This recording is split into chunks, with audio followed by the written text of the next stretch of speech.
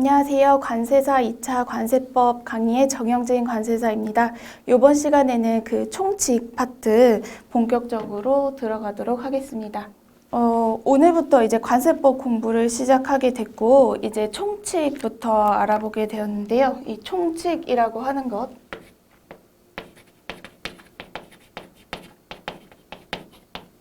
요 관세법에 전반에 동일하게 적용되는 규정이어서 이제 용어의 정의라든지 관세법의 목적이라든지 그리고 뭐 기간과 기한을 적용할 때의 기준이라던가 뭐 법을 어떻게 적용할 것인가에 대한 법 적용의 원칙, 요거를 법 이론이라고 합니다. 이런 것들을 공부하는 게 요 총칙 파트입니다. 총칙은 요 관세법에서 관세법 전반에 적용되는 뭐 원칙, 규칙이라고 할 수 있고요. 그리고 이제 13장에 보칙이 있고요. 요 보칙은 이제 보충되는 규정이죠. 그래서 요 1장부터 13장 사이에 이제 뭐 2장부터 12장까지가 이제 본격적인 관세법 행정에 대한 내용이 되겠습니다. 그래서 요 13장 파트에서 요번에 기출이 많이 되었다고 이제 오리엔테이션 시간에 말씀을 드렸기 때문에 요 중요한 파트뿐만 아니라 1장과 13장까지도 이제 공부를 잘 해주시면 되겠습니다.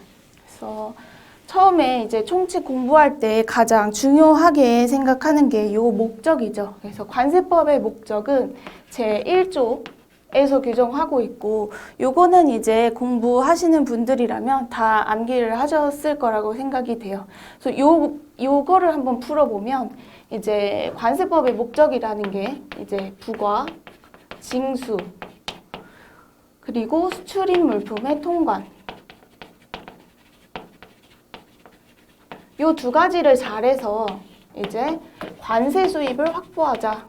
세수 확보죠. 그래서 관세 수입을 확보하고 요 관세 수입을 통해서 이제 궁극적으로는 국민 경제 발전에 이바지하자라고 하는 것이 요 관세법의 목적입니다. 그렇기 때문에 요 관세 수입을 확보하는 것이 결과적으로 관세법의 목적이기 때문에 우리는 이 수출입 물품 통관 중에서도 수입 물품 통관에 포커스를 맞춰서 관세법이 이루어져 있다 라고 하는 것을 생각을 잘 해주셔야 됩니다. 우리나라는 이제 수출세는 없어요. 수출세와 이제 경유세, 그냥 왔다 들렸다 가는 거 있죠. 경유세, 그리고 수출하는 거, 이런 거는 부과하지 않습니다. 이제 수출을 지원하기 위해서 이 수출세라던가 경유하는 것은 부과를 하지 않기 때문에 이 관세법에서 부과징수하는 것은 당연히 요 수입 물품의 통관을 적정히해서 관세 수입을 확보하는 거가 되겠죠.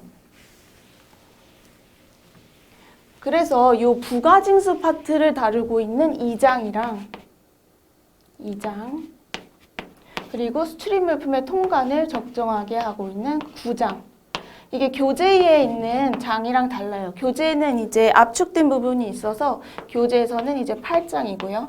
이제 관세법 자체에서는 9장에서 다루고 있습니다. 그래서 당연히 이 부과징수 파트와 수출입 물품의 통관 파트는 우리 관세법에서 가장 중요한 파트가 된다라고 봐주시면 되겠습니다. 그래서 요거를 보기 전에 이 관세법의 목적을 봤고요. 이제 용어의 정의를 보기 전에 이제 제가 전반적인 관세법 구조를 요 수입통관 실무 흐름에 따라서 관세법 구조를 먼저 파악을 해보겠습니다. 요게 가장 중요한 게 수입통관이라고 했고요. 세수 확보를 위해서 요 수입통관 실무적인 구조가 다 이제 관세법에 녹아져 있거든요. 그래서 우리가 가장 집중해야 되는 부분은 수출이나 반송보다는 수입에 있다. 그래서 실질적으로 이 부가징수 파트와 그리고 이제 수입 신고라고 하는 통관 파트, 이 파트가 중요하다. 그래서 이 관세법 전반 구조를 한번 보도록 하겠습니다. 이제 수입 물품이 이제 우리나라에 도착하면 가장 먼저 들어오는 데가 인천항. 예시예요. 부산으로 들어올 수도 있겠죠. 뭐 인천공항이 되겠죠. 이제 인천항이나 인천공항에 인천항, 부두나 인천공항에 이제 물건이 도착하게 되면 여기 도착한 구역은 이제 보세구역이라고 하는 곳입니다. 이 보세구역은 이제 외국 물품 상태, 아직 수입 통관이 되지 않은 외국 물품 상태를 그대로 보관할 수 있는 장소이고요. 관세법에서는 외국으로 보고요. 우리가 직관적으로 봤을 때는 인천이죠. 그래서 그냥 우리가 일반적인 관점에서 봤을 때는 우리나라 땅입니다. 그래서 관세법에서 특수하게 요 구역을 보세구역이라고 설정을 하고 있고요. 요 보세구역에서 이제 보세구역을 경유해서 나가는 것, 우리 뭐 일반 지역으로 나가게 하기 위해서 이제 수입 통관이라고 하는 게 필요한 거죠. 자꾸 수입 통관이라고 하면 조금 뭐 어렵게 느껴지실 수 있는데 수입 신고를 해서 세관에 수리를 받고 외국 물품을 내국 물품화해서 내보내는 과정을 통관이라고 합니다. 그래서 이 보세구역에 이제 물건이 들어오게 되면 이 보세구역은 7장이죠. 관세법 7장. 이 보세구역에 물건이 들어오게 되면 이제 입항 반입 절차를 거치게 됩니다. 그냥 들어와서 물건이 떨어져 있는 게 아니라 뭐 물건이 여기에 반입이 되었다, 입항이 되었다 라고 하는 행정 처리를 해줘야 되겠고, 요거는 이제 관세법 6장에서 다루고 있죠. 그래서 이렇게 입항 반입한 것을 다시 이 보세 구역에서 또 다른 곳으로 옮길 수도 있어요. 창고.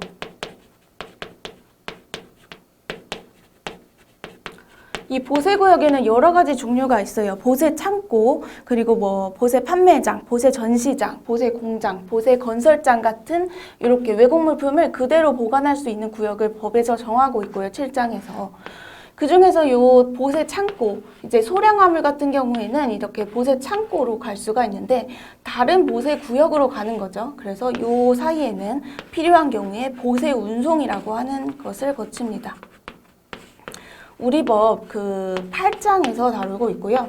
이 보세 운송이라고 하는 것, 그 외국 물품을 이제 신고를 하지 않고 맘대로 움직이게 되면 이제 관세 수입 확보를 놓치는 거죠. 그러니까 채권 확보를 할 수가 없기 때문에 보세구역에서 다른 보세구역으로 갈 때, 이럴 때에는 보세 운송 신고라고 하는 제도를 이용해서 움직이게 됩니다. 그래서 벌써 이제 수입 통관하는 데 있어서 관세법 6장, 7장, 8장이 다 나왔죠. 그래서 이 상태에서 이제 관세사는 뭘 하냐면 외국으로부터 서류를 받겠죠. 뭐 인보이스, 패킹, BL, 운송장, 그리고 뭐 운임에 대한 운임 내역서 같은 것들을 받아서 관세사는 이제 물품 검토를 합니다. 그래서 품목 분류 3장에 있죠. 그래서 품목 분류라고 하는 것을 거쳐서 요 HSK에 해당하는 세율을 확정을 하고요. 그리고 이제 과세 가격 또 확정을 하죠. 요거는 2장에서 볼 수 있습니다.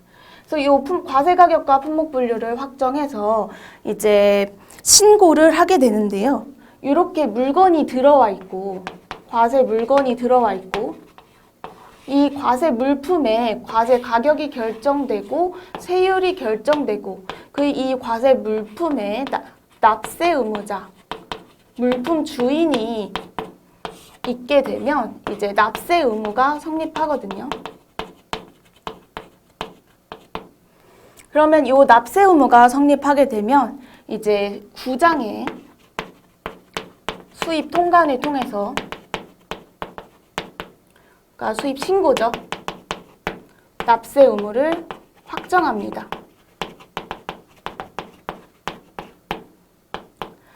구장에서 이제 수입 통관을 통해서 납세 의무를 확정하고 이 수입 신고를 하면서 납세 신고도 같이 들어가게 되거든요. 그래서 이 납세 신고 들어간 내용에 대해서 이제 납부라고 하는 이 부가징수 절차를 통해서 2장에 있죠. 부가징수 절차를 통해서 납세 의무를 소멸시킵니다. 그래서 이 납세 의무의 성립과 확정과 소멸이 계속 이루어지는 요것을 이제 관세법의 관세 수입 확보를 위한 절차라고 볼 수가 있습니다. 그래서 지워져서 품목분류 3장. 그리고 여기 감면도 적용할 수가 있거든요. 그래서 재수출면세에 해당된다거나 재수입면세에 해당되는 경우 요 감면에 해당되는지 여부도 이 부분에서 이 시기에 검토를 해서 감면까지 적용하게 되고요. 그래서 수입신고 들어가게 되고, 그리고 2장에서 부가징수를 통해서 납세 의무가 소멸하게 된다라고 말씀을 드렸고요. 이렇게 부가징수가 소멸되고 납세 의무가 소멸되고 나면 끝이냐? 그렇지는 않습니다. 그래서 이렇게 납세 의무가 소멸된 건에 대해서 세관에서 자료 제출을 요청할 수 있고요. 10장. 세관에서 자료 제출 요청한 것에 대해서 이제 조사를 할 수 있습니다. 이 조사는 관세조사일 수도 있고요. 범칙조사일 수도 있고, 이 조사는 5장이라던가 이제 12장을 통해서 조사와 처분을 할 수 있고요. 이 처분은 11장에 있는 벌칙으로 할 수가 있겠죠. 근데 이렇게 처분을 받은 납세 의무자가 억울하다라고 하면 이 5장에 있는 납세자의 권리를 발동해서 이제 과세전적부 심사라던가 이의신청 같은 심사 청구, 불복 청구를 할 수가 있게 됩니다. 그래서 이렇게 수입 통관 하나만 보더라도, 이 수입 통관 절차 하나만 보더라도 관세법 전반적인 구조를 다 확인할 수 있다라고 하는 거를 말씀드리고 싶었고요. 그래서 이 내용을 조금 이해하고서 이 관세법을 차분히 공부하시다 보면 이제 내가 어느 부분에서 지금 공부하고 있고 어떤 부분을 위해서 공부하고 있는 거다라고 하는 거를 알 수가 있어요. 근데 이 부분을 잘 모르는 상태에서 공부를 들어가면 이거는 왜 배우는 건지 그런 의문이 생기게 될 수가 있거든요. 그래서 요 관세법에 규정되어 있는 요 모든 그 내용은 이제 실제로 실무적으로 다 중요도가 있는 내용이다라고 하는 것을 잘 이해해 주시기를 바라겠습니다. 그래서 여기까지 관세법 흐름을 봤고요. 이제 아까 봤던 내용에서 이제 부가징수 파트에서 이제 조세법적인 성격이 있다. 교재 하단 보시면 조세법적 성격이 있다. 그리고 통관법적인 성격이 있다. 요거는 9장의 통관 파트겠죠. 그리고 형사법적 성격이 있다라고 하는 것은 11장의 벌칙, 그리고 12장의 조사와 처분 같은 부분이 되겠고요. 그리고 쟁송 절차법적인 성격이 있다라고 하는 것은 5장의 납세자의 권리 및 불복 절차 파트, 그리고 국제법적인 성격이 있다라고 하는 것은 세율 및 품목분류. 요 품목분류라고 하는 것은 이제 WTO에서 WCO에서 다 결정을 난 것을 우리가 이어받는 거죠. 그래서 6단위를 10단위로 HS를 하모나이즈드 시스템이거든요. 그래서 HS를 HSK로 만들어서 사용하고 있는 것이기 때문에 이것은 국제법적인 성격이 있다. 그리고 세율에 있어서도 우리가 WTO 협정 세율, 그리고 관련은 없지만 FTA도 있고요. 그래서 이런 국제법적 성격도 많이 가지고 있구나라고 하는 내용을 요 관세법 목적 하단에서 볼 수가 있습니다. 지금 요 50점 문제가 없어졌기 때문에 이제 서론을 쓰기보다는 이런 내용을 알고 이제 이해를 하시면 되겠고요. 목적 부분은 이제 중요하죠. 이 관세법을 공부하는 데 있어서. 그래서 누락하지 않으시고 공부를 해주시면 되겠습니다. 이렇게 이해를 해주시면 되겠고요. 또 넘어가서 용어의 정의 보도록 하겠습니다. 말씀드렸듯이 이제 관세 수입 확보가 이 법의 목적이기 때문에 이제 수입의 정의가 가장 중요하겠죠. 그래서 용어의 정의 첫 번째 보면 수입의 정의가 있습니다. 수입의 정의, 수입이라고 하는 거는 외국 물품을 가지고 오는 거기 때문에 1번 동그라미부터 4번 동그라미 모두 외국 물품이라고 되어 있죠. 그래서 그 부분에 체크를 해주시고 공부를 해주시고요.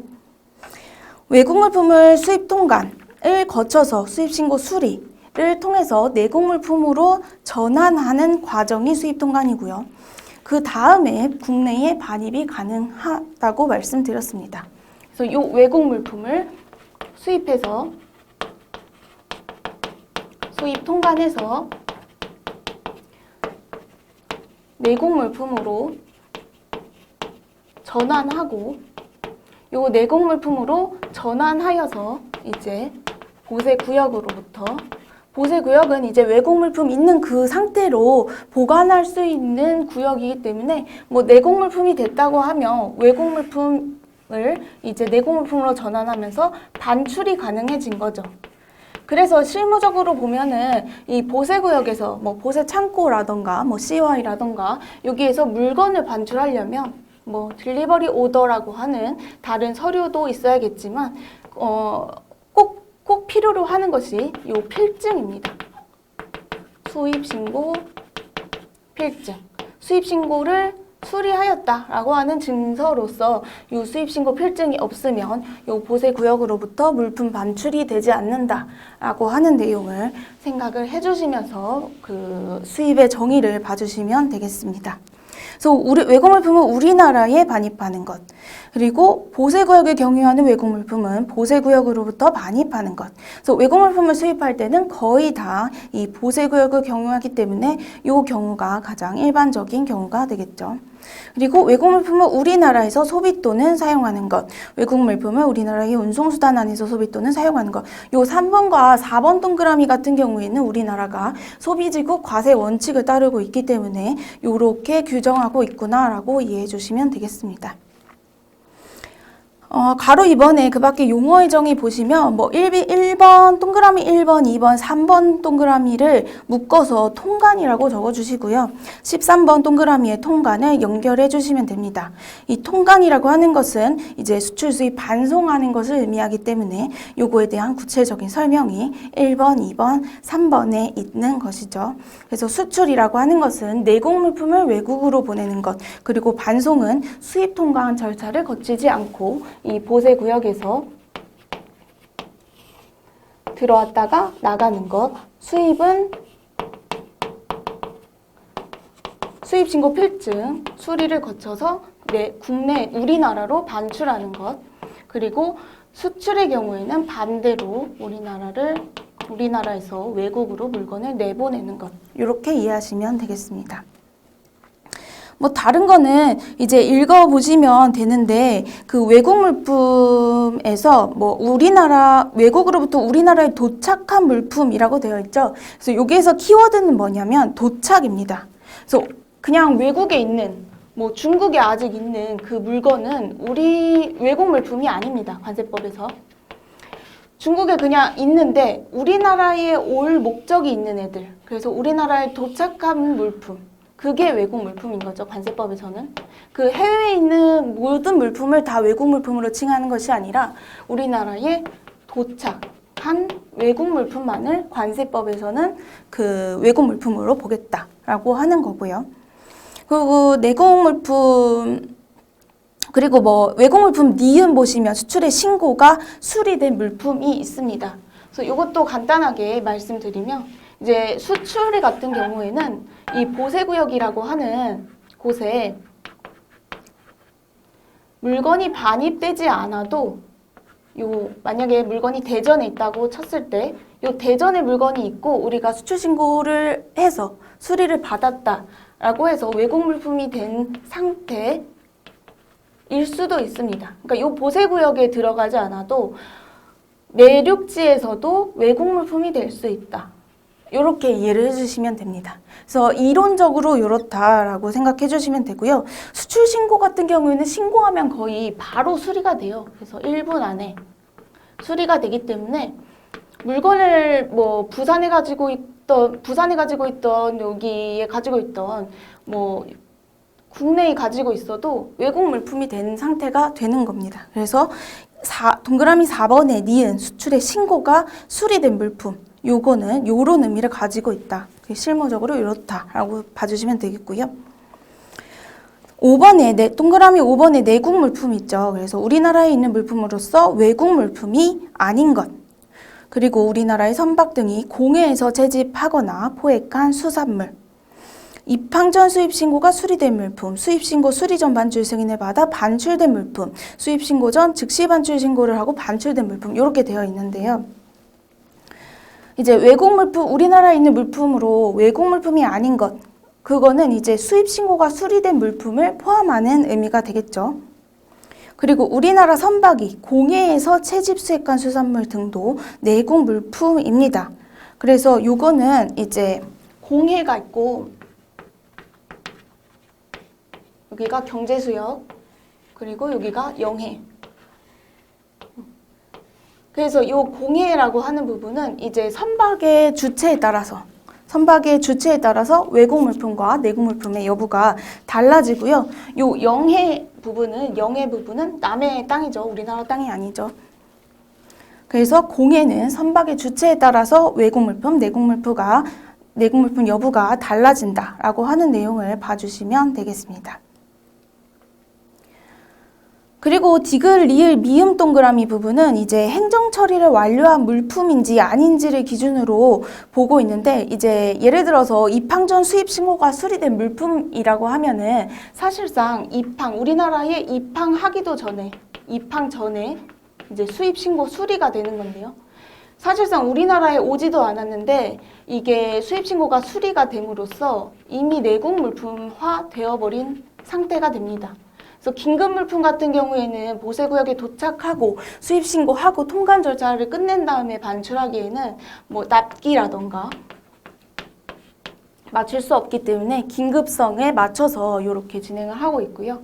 그래서 입항 전 수입 신고 수리를 받아서 보세구역에 도착하자마자 반출 처리를 해서 움직일 수가 있겠죠. 이미 내국 물품이기 때문에 그런 의미에서 이제 내국 물품이 되는 거고요. 이제 수입 신고 수리 전 반출 승인을 받아 반출되거나 이제 수입 신고 전 즉시 반출 신고를 하고 반출한 물품 같은 경우에는 이제 우리나라 이제 수리를 받진 않았어요. 수입신고 수리를 받지는 않아서 내국 물품이라고 보기는 어려운데 이제 제도상 이제 긴급한데 뭐 사전세익 심사가 필요하다라던가 뭐 미리 빼야 된다라던가 그런 경우에 쓰는 제도이기 때문에 이제 수리를 받지 않아도 이제 반출이라는 개념을 통해서 반출 승인 반출을 허락함으로써 이제 내국 물품을 만들어 주는 거죠.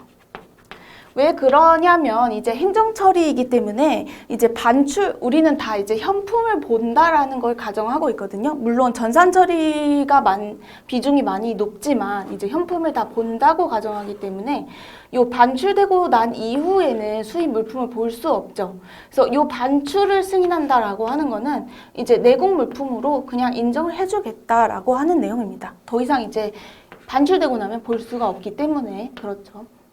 그래서 같은 맥락으로 이제 행정 처리 때문에 이렇게 내국 물품이라고 정의를 하고 있다라고 생각해 주시면 되겠고요.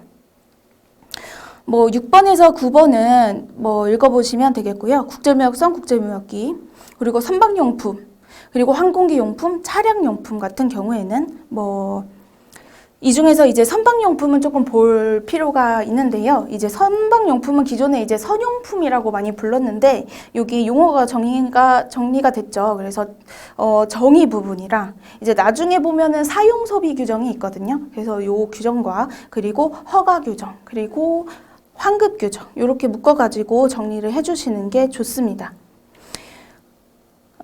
여기서 이제 수리용 예비 부분품이랑 부속품 같은 경우에는 이제 관세법 기본 통칙이라고 하는 것 중에 이제 항해 도중 소모된 시설의 일부의 부분품이 부속품으로 선언에 의해서 자체 수리 교체할 수 있는 것으로 한정하고 있으니까 참고를 해주시면 되겠고요. 그리고 뭐 통과는 아까 말씀드렸고요. 환적은 동일한 세관의 관할 구역에서, 그리고 복합 환적은 다른 세관의 관할 구역으로. 그래서 부산으로 들어왔다가 그럼 부산 세관이 다루겠죠. 복합 환적 같은 경우에는 인천으로 다시 가는 경우입니다. 그래서 인천 세관. 세관이 관할이 다르잖아요. 그래서 여기 이렇게 가는 경우에는 이제 보세 운송이라고 하는 게 보세 운송이라고 하는 게 필요하죠. 외국 물품 상태이기 때문에. 그래서 요 보세 운송이라고 하는 것이 필요한가, 필요하지 않은가에 따라서 요 환적과 복합 환적의 차이가 있다 정도만 확인을 해주시면 되겠습니다. 그리고 18번과 19번 동그라미의 탁송품, 전자상거래 물품 같은 경우에는 요즘에 이 전자상거래 물품 수입이 매우 늘어났죠. 그래서 요 정의를 명확하게 하기 위해 생겼고요.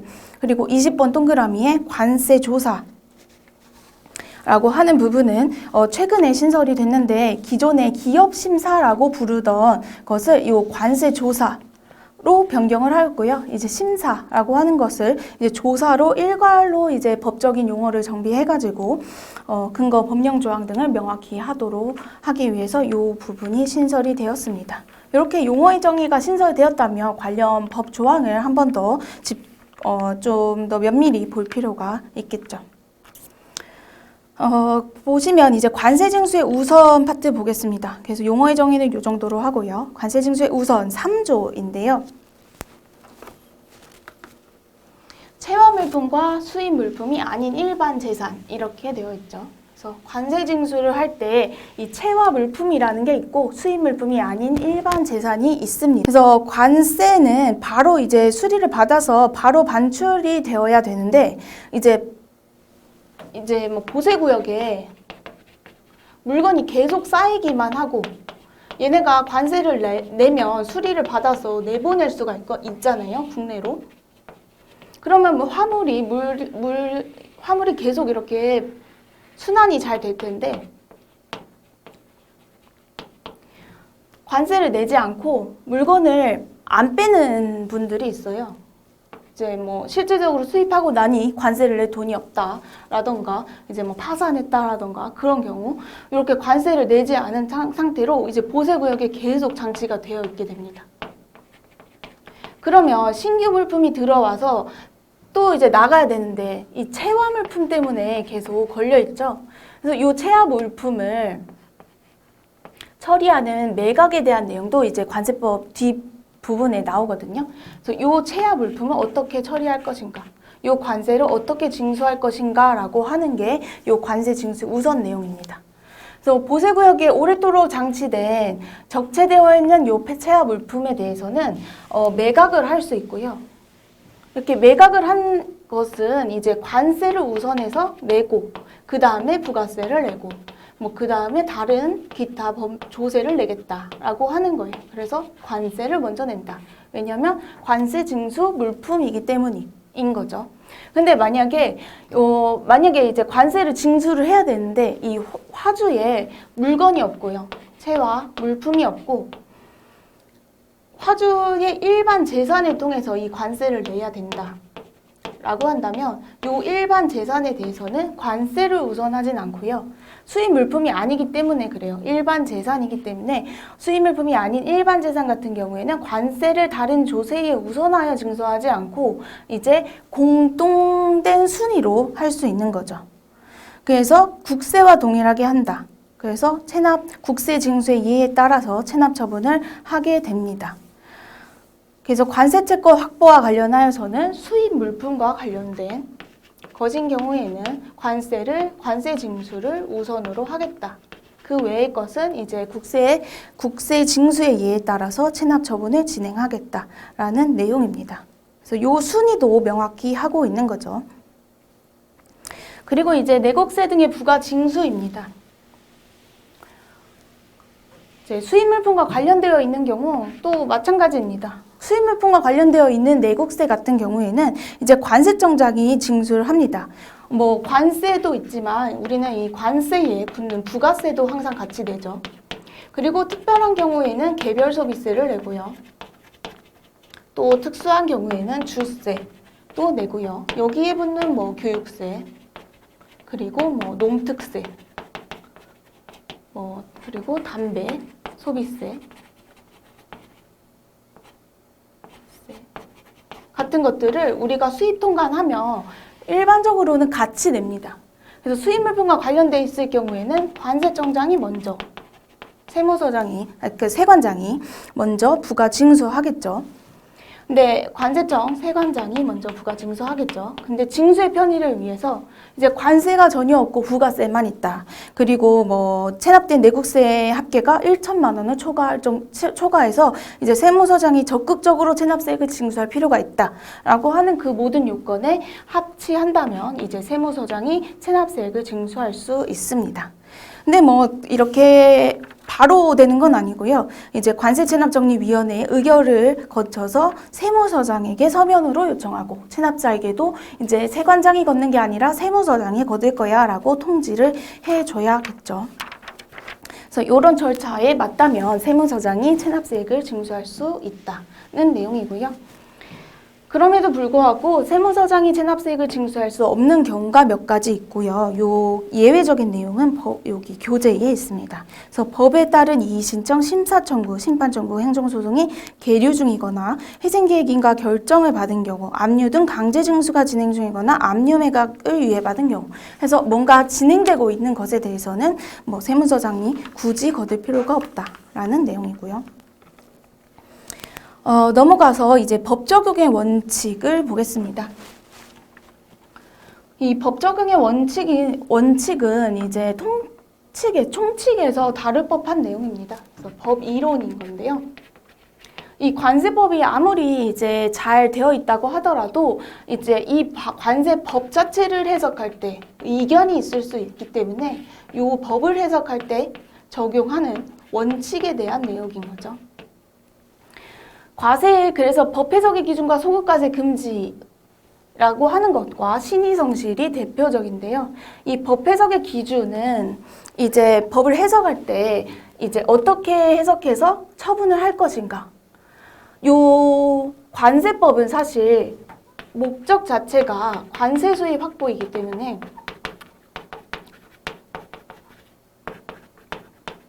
채권 확보를 하는 거죠.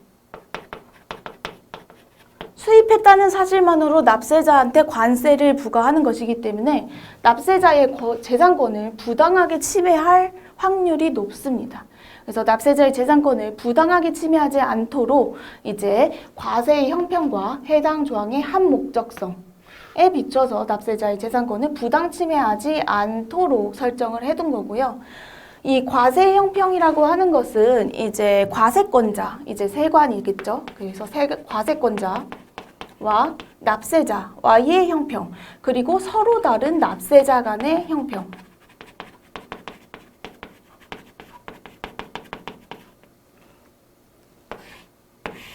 불평등이 나올 수 있기 때문에 서로 다른 납세자 간의 형평과 과세권자와 납세자의 형평을 맞추고 해당 조항의 합법성이 아니라 합목적성이에요. 그래서 이것이 정당한가, 이렇게 처분하는 것이 정당한가, 정당하지 않은가에 비춰서 판단을 해야 된다. 법 해석을 해야 된다라고 하는 내용인 거죠. 합법성이라고 한다면 이게 옳고 그른가, OX에 대한 내용이고요. 이 우리 법을 해석할 때는 이게 정당한가, 정당하지 않은가에 비춰서 이 법을 해석하게 되어 있습니다.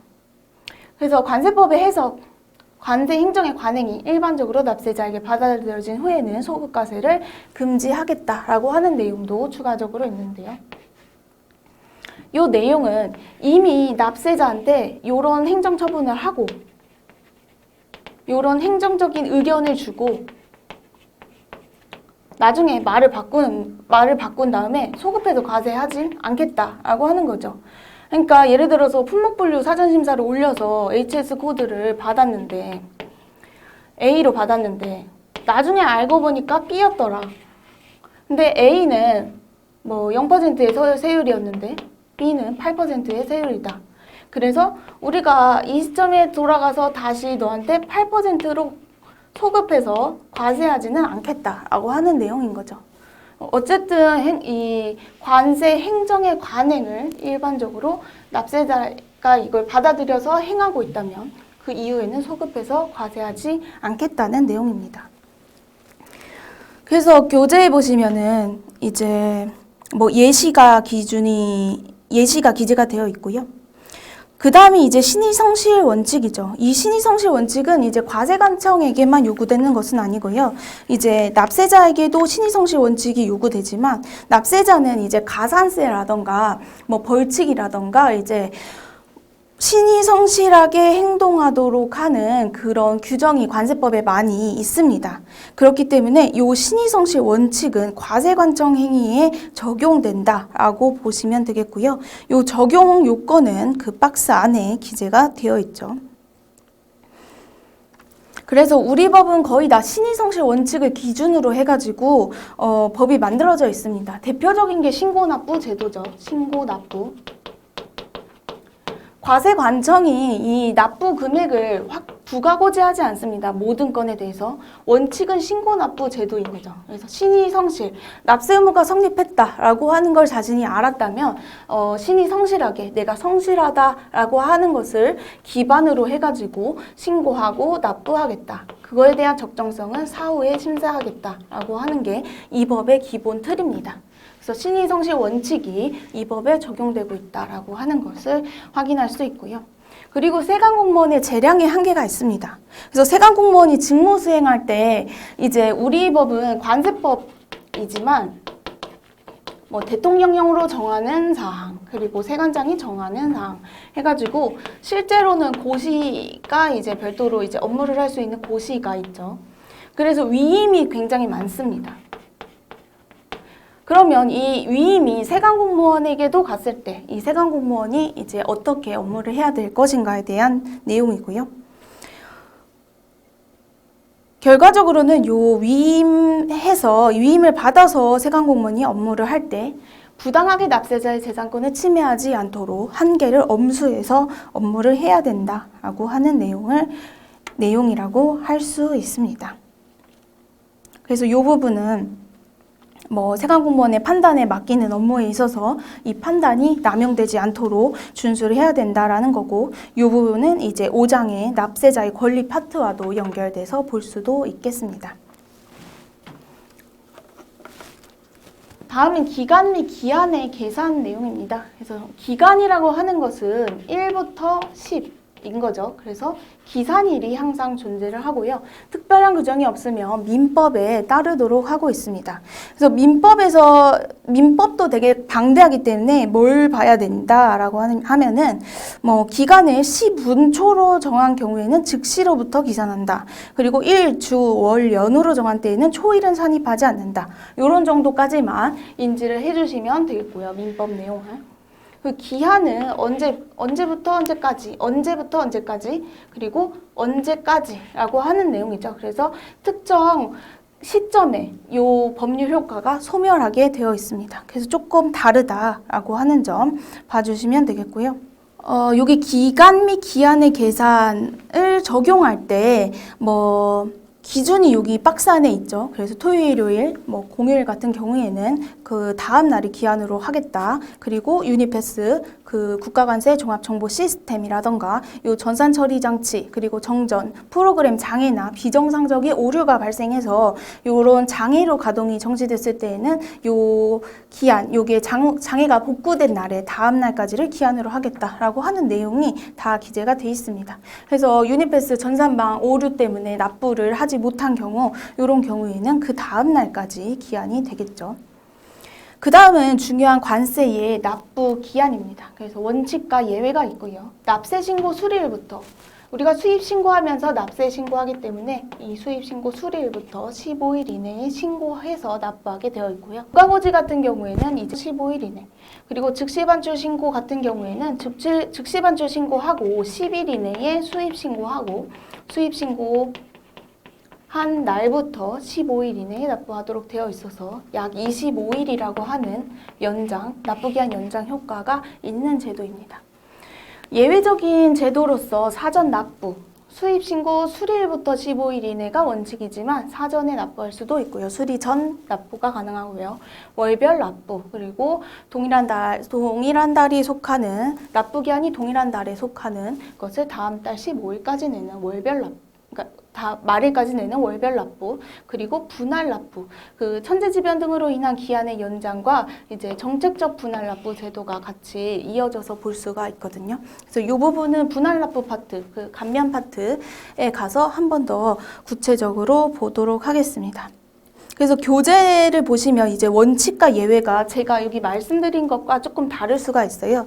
그래서 원칙은 납세 신고를 한 경우 납세 신고 수리일부터 15일 이내, 그 외의 것은 다 예외로 기재를 하고 있는데 요거는 조금 이해를 이렇게 해주시면 되겠고요. 사실 이 관세 법조항에 보면 이제 구조 1항 가보시면 이제 납부기한은 이제 원칙이랑 그리고 신고 납부, 그리고 부가고지, 그리고 즉시 반출 신고까지도 다 이제 원칙으로 잡고 있고, 그 외에 이 법에서 달리 규정하는 경우, 이런 경우에를 예외로 보겠다라고 하고 있어서 제가 판서는 이렇게 해드리고 교재는 이렇게 달리 되어 있다라고 하는 점 말씀을 드립니다. 그래서 수입신고 수리 전 납부도 있죠. 그래서 보통 우리는 사전 납부를 많이 합니다. 실무적으로는. 원칙이 이제 신고 납부 수리 후 15일인데 실무적으로는 사전 납부를 원칙으로 하고 있고요. 원칙 기본으로 하고 있고요. 사후 납부, 이거는 사후 납부라고 부르고 있는데, 사후 납부 같은 경우에는 담보 제공 생략 대상자라던가 이제 담보를 별도로 제공한 업체에 한해서 사후 납부 신고가 가능합니다. 그래서 실무랑 조금 다르다, 원칙과 예외가 조금 다르다라고 하는 점 봐주시면 되겠고요. 월별 납부 같은 경우에도 이제 별도로 신청을 해야지 사용할 수 있는 제도이다 라고 하는 점 챙겨봐 주시면 되겠습니다. 그래서 교재의 서류의 송달 등 한번 보도록 하겠습니다. 그래서 이 부분은 이제 출제할 수는 조금 없을 수 있다. 근데 그래도 중요한 내용이다. 그래서 한번 볼 텐데요. 이제 원칙적으로는 이제 납부고지서를 발부해야 되는 경우에 이런 경우에 원칙적으로 직접 발급하거나 이제 인편, 우편, 전자송달, 요 유니패스를 통한 송달이죠. 그래서 이런 방법으로 할 수가 있습니다. 그리고 예외적으로 공시송달이 가능한데, 이 공시송달 같은 경우에는 이제 납세 의무자가 연락이 안 되는 경우예요. 그래서 주소거소 영업소, 사무소가 국외에 있고 송달하기 어렵거나, 그리고 주소거소 영업소 또는 사무소가 분명하지 않거나, 분명히 보냈는데도 불구하고 수치인부제로 반송되는 경우, 이런 경우가 이제 공시송달 제도를 사용할 수 있는 경우입니다. 그래서 이런 경우 이제 되게 많이 있어요. 이렇게 수취인이 이렇게 팩스나 이제 공문 같은 것들을 보냈는데 이제 화주가 못 받는 경우가 많거든요. 그런 관세사에도 전화가 많이 옵니다. 그래서 요거를 보완하기 위해서 생긴 것이 이제 수입신고서에 화주의 연락처와 이메일 주소를 필수로 적도록 그렇게 변경이 되었거든요. 그래서 그렇게 하지 않으면 이 공시송달 제도를 이용하게 되고, 공시송달 제도는 사실 보냈다라고 간주하는 것이지만 실질적으로 받지는 못했기 때문에 이 납세자가 조금 이 기간 내에 받지 못했는데도 받았자라고 처리가 돼서 조금 피해를 볼 수가 있겠죠. 그래서 이제 납세자의 연락처와 이메일 주소를 꼭 필수로 잘 기재하도록 되어 있다라고 하는 점 그냥 체크를 해주시면 되겠고요. 공시송달 제도는 그 보세구역 반입명령제도 있거든요. 리콜이라고 하는 거. 요거, 그리고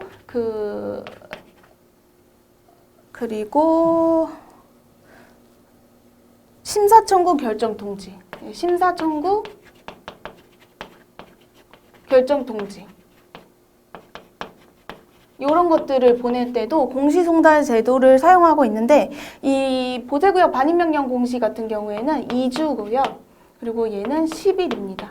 그래서 같이 묶어서 연계해가지고 공부하시는 게 좋을 것 같고요. 그리고 신고 서류의 보관 기간은 1차 준비하실 때 다 암기를 하셨다고 보기 때문에 어떤 서류를 보관해야 되는지 시행령까지 암기는 필수로 해주시고요. 언제 나올지 모르니까.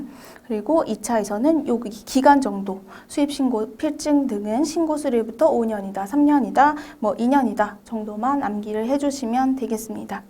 그래서 1차 때 객관식 대비하시면서 암기를 조금 잘 해주시고요. 그걸 토대로 해가지고 2차 때는 빠르게 보고 넘어가고 빨리 체크하고 넘어가는 방법을 선택하시는 게 도움이 되지 않을까 생각합니다. 그래서 오늘 파트는 관세법 1장 총칙, 관세법에 전반적으로 적용되는 규칙에 대해서 알아보았고, 다음 시간에는 본격적으로 2장의 과세 가격과 관세 부가징수 파트 공부하도록 하겠습니다. 이상 마치겠습니다. 감사합니다.